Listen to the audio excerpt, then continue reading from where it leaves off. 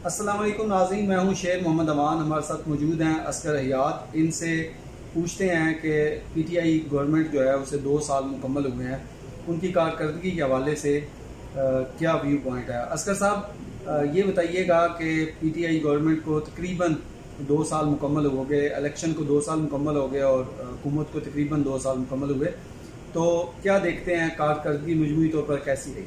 ये जो सूरत हाल है, 2 साल जो मुकम्मल हुए हैं, 25 जुलाई का दिन था और इलेक्शन जो थे 2 साल कबल। आज कोई पार्टी, कोई लोग ब्लैक डे मना रहे हैं और कोई लोग जो है वो आज इलेक्शंस के हवाले से पीटीआई की जो जमात है वो इलेक्शन के हवाले से आज इसको सेलिब्रेट कर रही है इस दिन को, और कारकुनान जो है वो एक दूसरे को मुबारकबाद दे रहे हैं। लेकिन मेन चीज़ जो होती है वो हुकूमत या कोई चीज़ हासिल करना नहीं होती, उसको मेंटेन करना होती है। तहरीक इंसाफ की पार्टी जो है उसने बिलाशुबा हुकूमत हासिल की 2 साल कबल, लेकिन हुकूमत बनाने में वो जोड़ तोड़ करके उसके बाद अक्सरियत हासिल की। हुकूमत बनाने के में जोड़ तोड़ करके वो कामयाबी हो गई, लेकिन उसके बाद कारकर्दगी की अगर बात की जाए तो जिस जमात ने 2 साल में वजारतों में इतनी तब्दीलियाँ की हों कि 6 से 8 मरतबा वफाकी काबीना के कलमदान जो है वो तब्दील किए गए हों, अहम लोग जो है वो रखे गए हों, तब्दील किए गए हों, रखे गए हों, फिर तब्दील किए गए हों। FPR चेयरमैन FPR की आप देख लें,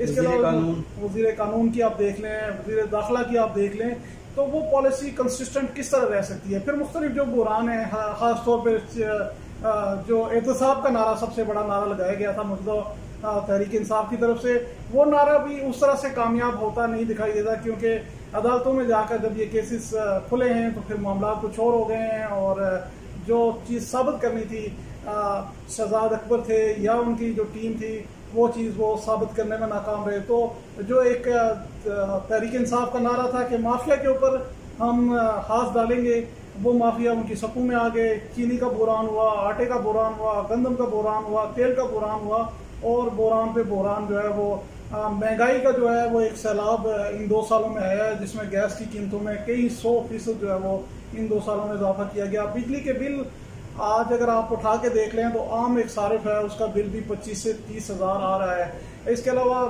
दूसरी मईशत की सूरत हाल देख लें, महंगाई की सूरत हाल देख लें। यूटिलिटी स्टोर पे चीनी जो है वो आपकी 68 रुपये फ़ी किलो बिक रही है, लेकिन बाहर जो है वो 90-95 रुपये फ़ी किलो बिक रही है। तो ये सूरत हाल है कि एक तरफ से जो नारे लगाए गए थे, जो नारा दिया गया था तहरीक इंसाफ की तरफ से, वो कामयाब नहीं हो सका, और दूसरी तरफ से जो महंगाई है, बेरोजगारी है, उसमें दिन ब दिन इजाफा हो गया। अच्छा, अभी खबर तो ये भी है कि चीनी को दोबारा से इंपोर्ट किया जाएगा, लेकिन मुझे ये बताइएगा कि इतने ज़्यादा नोटिस भी लिए हैं और साथ ही उन्होंने आपको हर एक माफिया का भी बता दिया, ये भी माफिया है, टीचर भी माफिया है, साफी भी माफिया है, चीनी वाले भी माफिया हैं, आटा वाले भी माफिया हैं। तो इससे आप क्या समझते हैं, कोई फर्क पड़ेगा मुस्तकबिल में?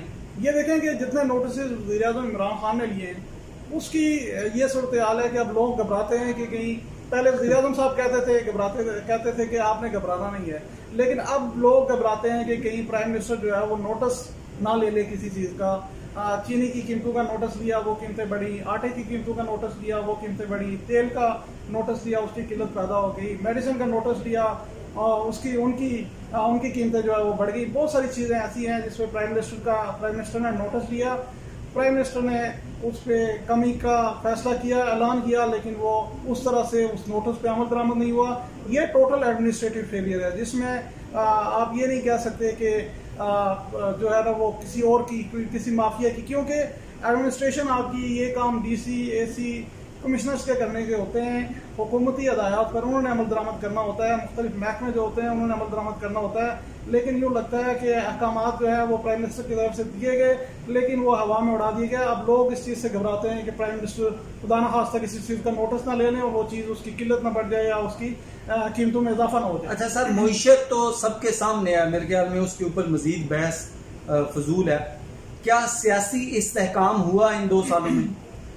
सियासी इस्तेहकाम जो एक सूरत हाल शुरू की गई थी 25 जुलाई के जो इलेक्शन है उस सिलसिले में एक जो इत्तेहादी हुकूमत बनाई गई, मुख्तलिफ पार्टियाँ उसमें शामिल हैं, जिस तरह अख्तर मैंगल इसका साथ छोड़ चुके हैं, काफ लीग के अपने जो है वो इख्तलाफात हैं, MQM के अपने इख्तलाफात हैं, बलोचिस्तान अवामी पार्टी है उनके अपने अख्तलाफात हैं। जमहूरी वतन पार्टी यानी कि आप ये देख लें कि सियासी रवादारी की जो एक फ़ज़ा होती थी इस मुल्क में वो भी नहीं रही, और जो मुख्तलिफ जो पार्टीज़ होती थी जिनको इमरान खान कहते थे कि ये ब्लैकमेलर्स हैं, ये हुकूमतों में शामिल होते हैं और फिर पैसे लेकर फिर अपने अतात, वो सिलसिला अभी तक यानी कि जारी है। पुरानी हुकूमतों में ये सिलसिला था। इस पे वो कहते हैं मुबैना तौर पे कि करप्शन में मुबैना तौर पे मुलव्वस रहे हैं लोग, और जब इनके ऊपर हम हाथ डालते हैं तो ये फिर जो जमहूरियत खतरे में है ये नारा लगाना शुरू कर देते हैं। तो इसमें हमारा क्या कसूर है?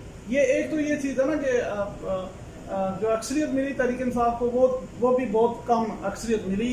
इमरान खान अगर चंद माह को कारकर्दगी दिखाते, वो अपने किसी भी नारे पर वो अमल करते हुए मुकम्मल अमल करते हुए दिखाई देते, वो दोबारा इलेक्शन भी करवा सकते हैं। वो दोबारा अभी मुतालबा अपोजिशन की तरफ से हो रहा है कि दोबारा इलेक्शन कराएं। अगर तो हुकूमत की कारकर्दगी बेहतर है तो कबल इस वक्त इंतखाबात करा के अच्छा मैंडेट इमरान खान ले सकते हैं, और अच्छे मैंडेट के साथ वो बहुत अच्छी तरीके से हुकूमत कर सकते हैं। लेकिन सिलसिला ये है कि कारकर्दगी पर भी सवालिया निशानात हैं, और उसके अलावा जो चूचू का मुरब्बा जो बनाया गया वो भी अभी तक डिलीवर करने में नाकाम है। एक दूसरे को ये लताड़ते रहते हैं। वफाकी काबीना के जो गुजरा हैं उनकी आपस में जो है वो सोच नहीं मिलती, वो एक दूसरे से इख्तलाफ जो है वो सरेआम करते हैं। जो इतादी हैं वो खुलेआम आखिर बोलते हैं, बात करते हैं, और इसको किसी भी चीज़ को धरने से लेकर किसी भी चीज़ को ले लें। अपोजिशन जो इतादी जमातें हैं वो उनकी जो आवाज़ है वो अपोजिशन के हमपल्ला नज़र आती है। अपोजिशन की कोई आवाज़ है सर?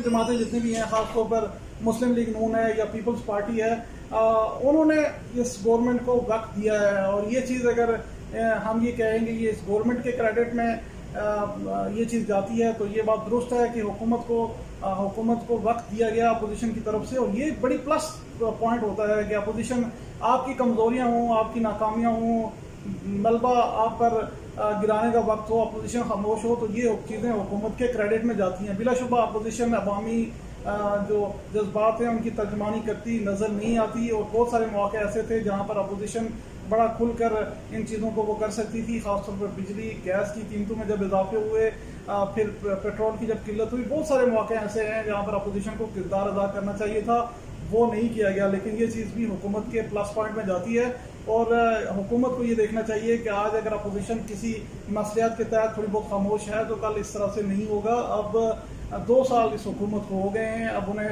देखना होगा कि उनकी कारकर्दगी मज़ीद वक्त उनके पास नहीं है। जैसा वज़ीर-ए-आज़म इमरान खान ने ये बात कही कि मज़ीद वक्त उनके पास नहीं है, मज़ीद 6 महीने इतना टाइम उनके पास होगा कि वो कारकर्दगी अपनी ये बात तकरीबन 6 बार वो कह चुके हैं। लेकिन कर्ज आपका बढ़ गया, मईशत नीचे गई, सियासी इस्तेहकाम नहीं है, मीडिया आपका आज़ाद नहीं है। जितना भी आप कह लें, मतीउल्लाह जान का केस और इससे पहले वाले केसेस आपके सामने हैं।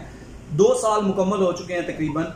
तो क्या समझते हैं कि अब कोई बेहतर सूरत हाल नज़र आएगी, कोई आवाम को रिलीफ मिलेगा, कोई सियासी इस्तेहकाम आएगा, मईशत बेहतरी की तरफ जाएगी, या यही अगले साल भी हमारा मुकद्दर यही रहेगा जो पिछले 2 साल में था?